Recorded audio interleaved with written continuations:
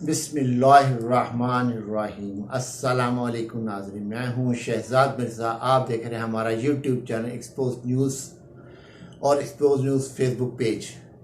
नाज़रीन, आज जो है चंद अहम जो नकात हैं उस पर आपको आगाह करना है। एक तो इंतखाबात के हवाले से आपको आगाह करना है। दूसरा 9 मई का वाक़या, उसने क्या मुल्क पे असरअंदाजी हुई है, उससे क्या असरअंदाज हुआ मुल्क के ऊपर उसका। तो नाज़रीन, इसी तरीके से जो इन्होंने एक ठानी हुई थी हुकूमत, इम्पोर्टेड हुकूमत ने, हमने इंतखाबात नहीं करवाने, तो 9 मई का सानिया करके इंतखाबात से तवज्जो हटा के कोर कमांडर हाउस, जना हाउस, GHQ इस तरफ तवज्जो उन्होंने तब्दील कर दी है। तो अब ये जो है पकड़ दकड़ का सिलसिला इसलिए शुरू किया था, ना सीनियर क़यादत होगी ना इंतखाबात की तरफ कोई आएगा। ये इंतहाई गैर आइनी गैर कानूनी हरकतें कर रहे हैं। तो जब कल इनके साथ होनी है फिर इन्होंने चीखना है, फिर इन्होंने लंबे लंबे भाषण देने हैं जगह जगह पे जाके। तो नाज़रीन, अभी तक जो हुई है कि PTI से जो लोग जा रहे हैं, स्वाय एक आमिर कियानी साहब के अलावा, जिनका इमरान खान साहब ने खुद भी दुख का इजहार किया है, क्योंकि वो आमिर कियानी साहब गए हैं मगर वो किसी पार्टी में शमूलियत अख्तियार नहीं की, उन्होंने सियासत से किनारा कशी इख्तियार कर ली है। बाकी जो हैं, जिसको किसी कोई टिकट होल्डर है, कोई टिकट होल्डर है ही नहीं, 10 के 10 है ही नहीं, वो प्रेस कॉन्फ्रेंस करते फिर रहे हैं। मगर कल जो है कि जो है शामिल कुरैशी साहब की साहबजादी से मुलाकात नहीं करने दी इन्होंने, काफ़ी देर तक वो इंतज़ार करती रहीं, मुलाकात नहीं करने दी। उनसे मुतालबा किया जा रहा है कि आप जो है अंडरटेकिंग दे दें और PTI से रिज़ाइन कर दें। अगर नहीं करना तो आप इस चीज़ का बता दें कि आइंदा आप किसी जलसे जुलूस में हिस्सा नहीं लेंगे। इसी तरह ही असद कैसर साहब से, वो असद उमर साहब से कहा जा रहा है।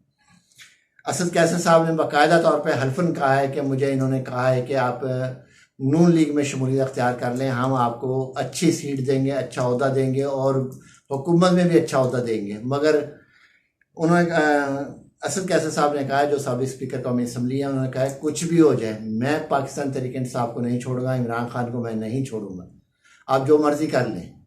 तो नाज़रीन, ये हैं। इसी तरह कासिम सूरी साहब हैं, इमरान इस्माइल साहब हैं, शहरियार अफरीदी साहब हैं, अली मोहम्मद खान हैं, शेरी मिजारी हैं। तो परवेज़ खट्टक साहब ने तो कहा है कि यहाँ तक कह दिया कि अगर ये PTI पे पाबंदी लगाते हम किसी और पार्टी से पार्टी रजिस्टर्ड करवा के उसके ज़रिए आ जाएंगे, हम इंतखाबात लड़ेंगे और इनको शिकस्त देंगे। महमूद खान साहब ने कहा है कि ये तो भूल जाए ना। महमूद खान साहब से जब इन्होंने मिला, इनका वक्त मिला है नून लीग का, या उनसे मुलाकात हुई है, जिस तरह भी उन्होंने जिस तरीके से रब्ता किया, तो उन्होंने ये कहा है आगे से कि ये जहन से निकाल दे कि मैं इमरान खान को छोड़ दूंगा, ये PTI को छोड़ दूंगा, या आइंदा मेरे इस मामले पे कभी गुफ्तगू भी ना करना, ना कभी सोचना कि मैं PTI छोड़ दूंगा। तो नाज़रीन, इन्होंने जितने लोगों से राब्ते या अंडरटेकिंग की बात की है, सबसे इनको मुंह की खानी पड़ी, क्योंकि ये शिकस्त खुर्दा हैं। अब ये ताकत का इस्तेमाल करके अपनी जीत करना चाहते हैं, जीत ये सकते नहीं हैं किसी भी सूरत में, इसलिए कि अवाम इनके साथ नहीं है। जो थोड़ा बहुत इमेज था इनका, वो इन्होंने जो अवाम के साथ किया, पकड़ दकड़ की है, 7,000 से ज़ायद अफराद गिरफ्तार किए हैं।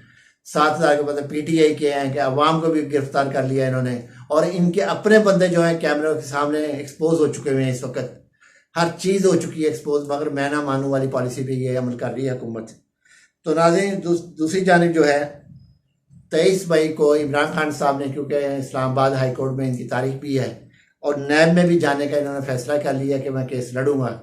ये शायद नवाज शरीफ ये समझ रहे हैं कि नैब ये, क्योंकि इमरान खान साहब में अना नहीं है, वो कानून पे आइन पे लड़ने वाला शख्स है, वो अना पे लड़ने वाला नहीं है। जबकि नवाज शरीफ, मरीम नवाज, शहबाज शरीफ, हमजा शहबाज, जावेद लतीफ़, एहसन इकबाल, जितने भी इनके हैं वो सारे अनाप्रस्त लोग हैं। उनको सियासत, कानून और आइन से कोई मतलब नहीं है। उनको सिर्फ मतलब है अपनी अना से, हमारी अना की तस्कीन कैसे होगी, बस ये उनको पता है कि हमारी अना की तस्कीन कैसे होगी। नून लीग पीपल्स पार्टी में अना की तस्कीन होती है, वहाँ आइन और कानून को नहीं देखा जाता है। आइन और कानून की अगर पार्टी अगर देखी जाए, आप गैर जानिबदार होकर देखें, आप जानिबदार होकर नहीं देखें, गैर जानिबदार होकर देखें। बिल्कुल सियासी जमातों की बात कर रहा हूँ, मजहबी की बात नहीं कर रहा, सियासी जमातों की बात कर रहा हूँ। सियासी जमात में अक्सरियत में जो अनापरस्ती सबसे ज़्यादा है, अपनी तस्कीन के लिए वह कानून को और आइन को तोड़ते हैं, जो दिल में आता है वो करते हैं, गैर कानूनी सब हरकतें करते हैं, गैर आइनी सब हरकतें करते हैं। सईद गनी जैसा आदमी जो मनशियात फरोश है वो सेनेटर बन गया तो बाकी क्या पीछे बचा। जो प्रेस रिलीजें बांटता था प्रेस क्लब पे आके, लोगों के आके वहाँ पे प्रेस क्लब पे बांटता था, वो शख्स जो है वो अगर वजीर बन सेनेटर बन गया तो बाकी पीछे क्या बचा। तो नाज़रीन, इस तरीके से जो लोग हैं जो अपने आप को नज़रियाती कहते हैं, ये नज़रियाती लोग नहीं है, ये हैं नज़रियाती नज़रिया ज़रूरत के लोग।